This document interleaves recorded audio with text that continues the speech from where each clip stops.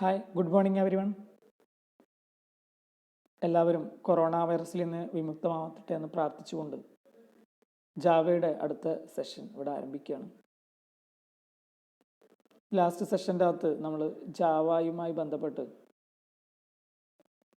Object oriented programming concepts ആണ് നമ്മൾ discuss ചെയ്തിട്ടുണ്ടായിരുന്നത്.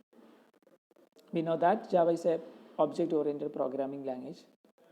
In last previous session, we discussed what is an object, what is a class, then what is data abstraction, then what is data encapsulation. അപ്പോൾ ഇത്രയും കോൺസെപ്റ്റിനെ നമ്മൾ explain ചെയ്ത് കഴിഞ്ഞു. ഇതെങ്ങനെ നമ്മൾ പ്രോഗ്രാമിക്കലി ഇംപ്ലിമെൻറ്റ് ചെയ്യുന്നത് എന്നുള്ളത് അതിൻ്റെ പ്രോഗ്രാമിൻ്റെ വളരെ ചെറിയ പാർട്ടുകൾ വെച്ചിട്ട് നമ്മൾ എക്സ്പ്ലെയിൻ ചെയ്തു. അത്രയും കാര്യങ്ങൾ നിങ്ങൾക്ക് മനസ്സിലായിട്ടുണ്ടെന്ന് ഞാൻ എക്സ്പെക്റ്റ് ചെയ്യുന്നു. And let me explain the next object-oriented programming concept, that is inheritance.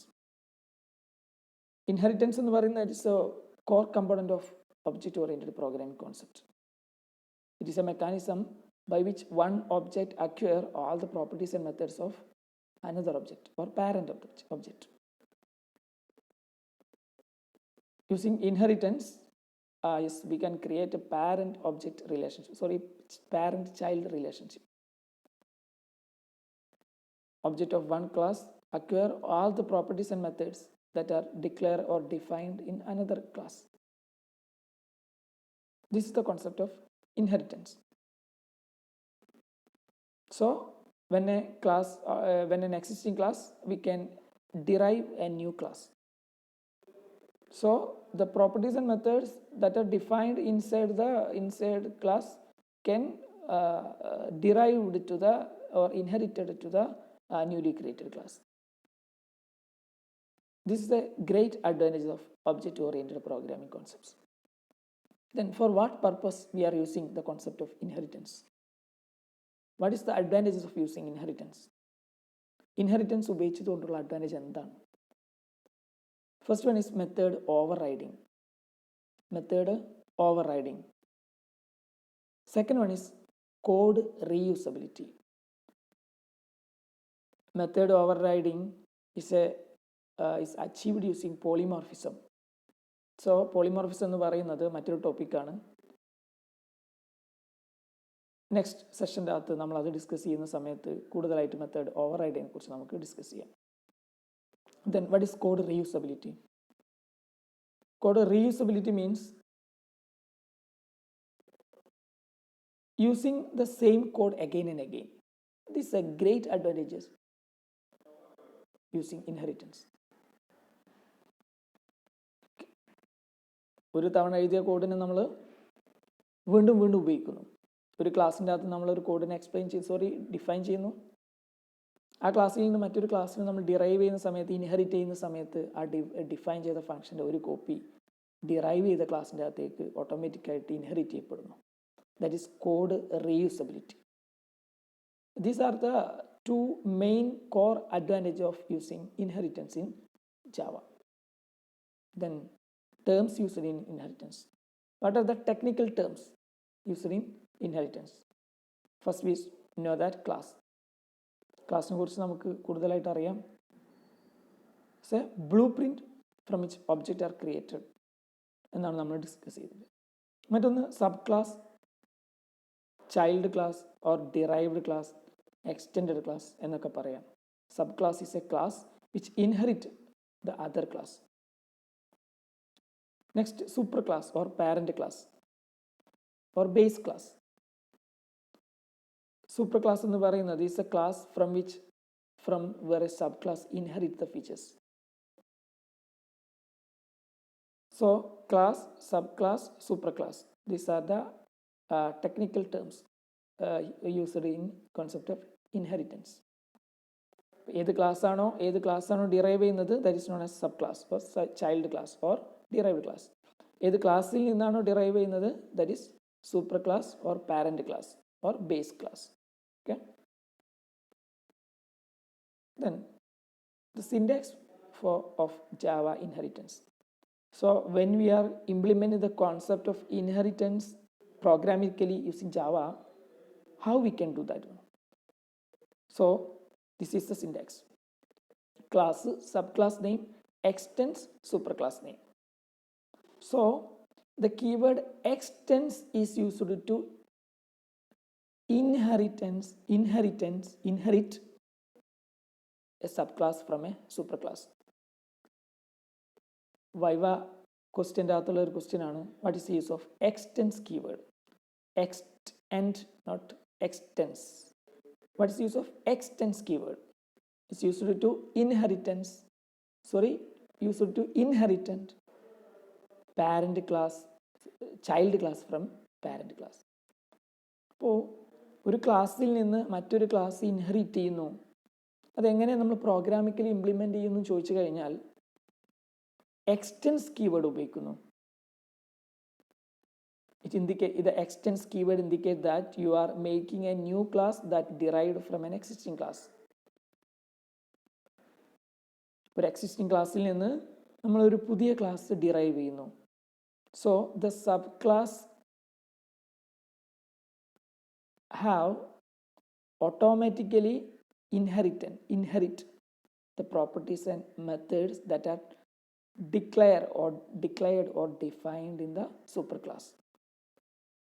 So the syntax is class subclass name, the keyword extends superclass name.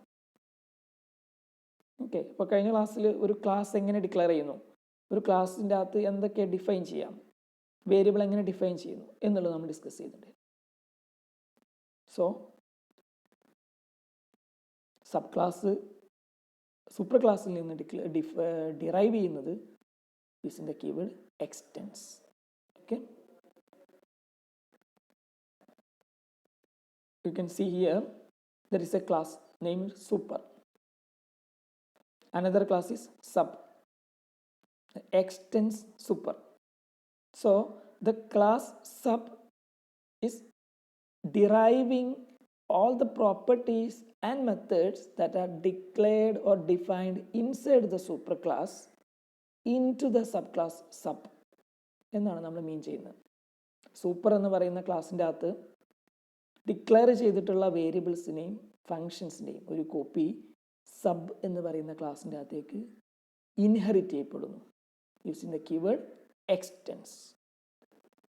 This is the programmatic syntax of inheritance.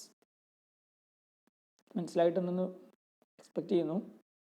Super എന്നുള്ളത് ക്ലാസ്സിൻ്റെ നെയിമാണ്, sub എന്നുള്ളത് derived ക്ലാസ്സിൻ്റെ നെയിമാണ്.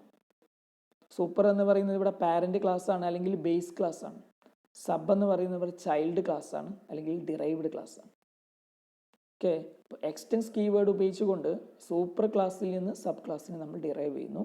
So all the variables and functions, a copy of all the variables and function will get inherited or derived to the subclass sub.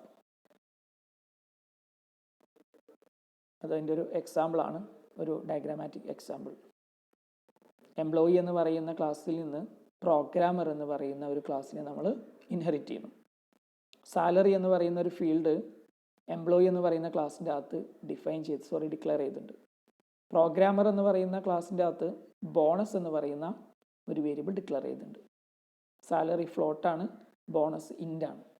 So when we inherit a programmer class from employee class, the salary, the variable that are defined inside the employee salary will be inherited to the class programmer.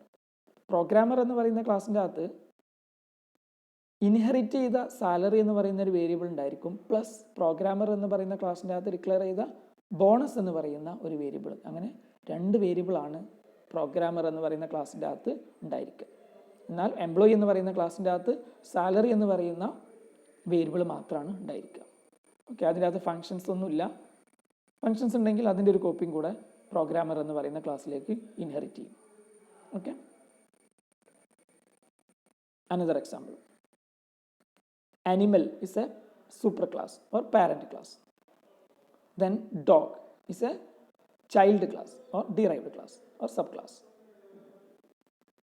Super class ആയിട്ടുള്ള animal, അതിൻ്റെ അകത്ത് eat, sleep രണ്ട് functions ഉണ്ട്.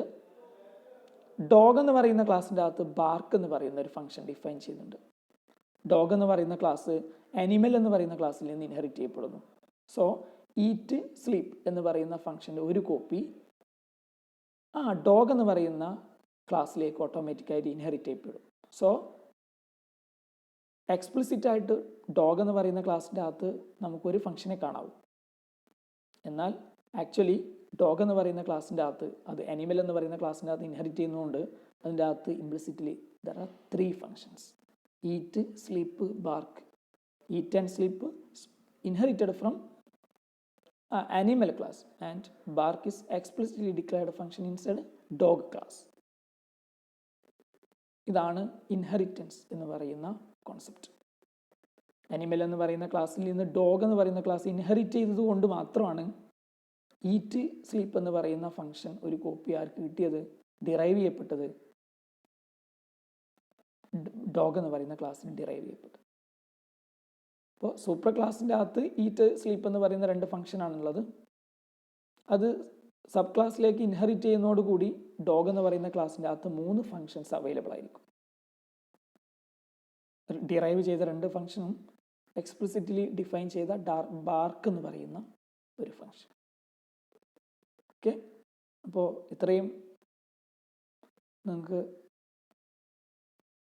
ഇത്രയാണ് basically inheritance എന്ന് പറയുന്നത്. അപ്പോൾ അതിനെ നമ്മൾ ഇൻഹെറിറ്റൻസ് എന്താണെന്ന് നോക്കി. അതുപോലെ തന്നെ അത് പ്രോഗ്രാമാറ്റിക്കലി അതിൻ്റെ സിൻറ്റാക്സ് എന്താണെന്ന് നമ്മൾ മനസ്സിലാക്കി.